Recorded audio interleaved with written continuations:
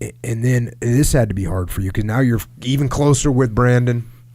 With Brendan, you're even closer with Brendan, and he tells you guys at his wedding. So you're there celebrating the wedding, and all of a sudden he says, "I got something to tell you. I'm going to Iraq in 48 hours." Yeah, it was. And by the way, he's going to Fallujah. Did he tell you guys he was going to Fallujah? Yeah, he told us where he was headed. Hard to believe. He's there celebrating such a great day, and then to find out that his honeymoon's in Fallujah. I think, and we hear so much about our guys in uniform and what they're doing, but just sort of think about those types of sacrifices. We don't hear enough of that stuff. What the families are going through and missing those special times. It's a big impact all the way around. Well, I always try and remind people that the heroes that we talk about, they're heroes and they're people.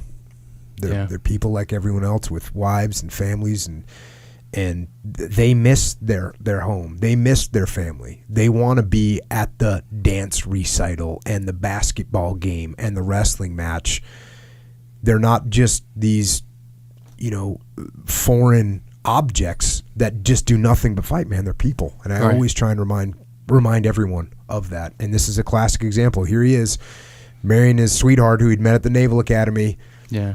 Spending time with you, spending time with his family, and he's leaving for Iraq 48 hours later. Honeymoon in Fallujah. Yeah.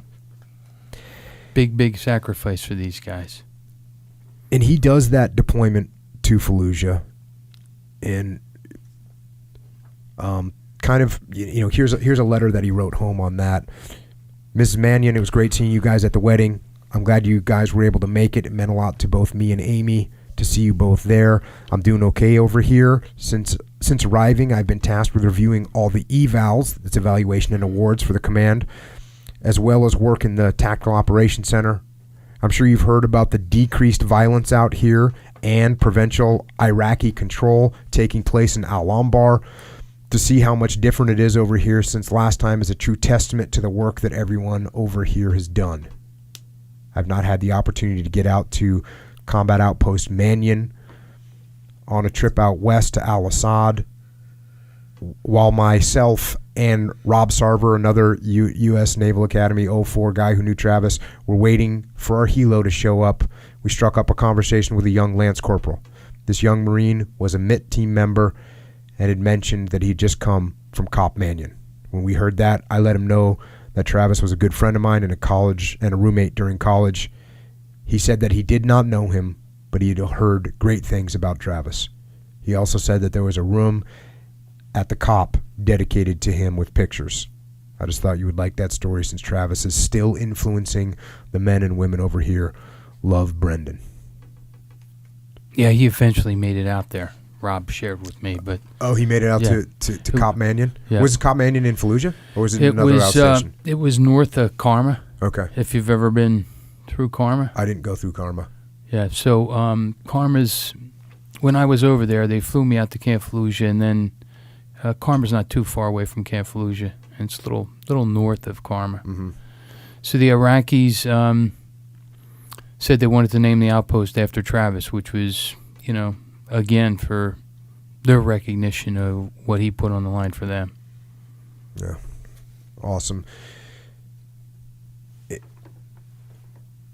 But you could see even from that note that what Brendan was facing in Fallujah at that time, even over what had been a 6-month period or something, maybe longer than that, but it was completely mellow compared to what Travis was enduring.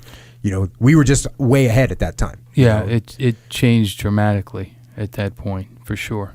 And so Brendan had a fairly mellow deployment, comes home, and then goes back on deployment. Again, like you just said, new wife, you just went on deployment, doesn't matter, we're sending you back on deployment. That's the way it works. 2, 3, 4 deployments. Yep. Yeah, so now we're talking, he goes back this time and goes to Afghanistan. And, just a little bit about Brendan's leadership. With the Taliban launching its annual spring offensive, Brendan and his platoon started to see more action in May. just as he had predicted in his email to Tom and Janet. Surrounded by jagged cliffs, extreme poverty, and acute desolation, which many of the younger SEALs had never experienced, it was Brendan's responsibility to keep them optimistic, focused, and sharp. Considering that the SEALs were sleeping on a fob in the middle of nowhere, thousands of miles away from home, setting a positive tone was never an easy task. Rather than barking out orders to the SEALs under his command, Brendan was Loon Dog.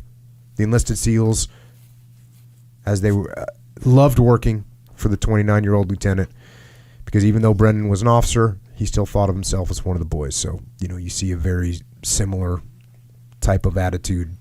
Yeah, his guys, having a chance to talk to them, they, everybody loved Brendan. I mean, he's just a great leader, right? Yeah, no doubt. Like I said, the biggest thing I remember about him, was no matter what I was saying to him, not an attitude, but just like a positive attitude. I'll say that. Yeah.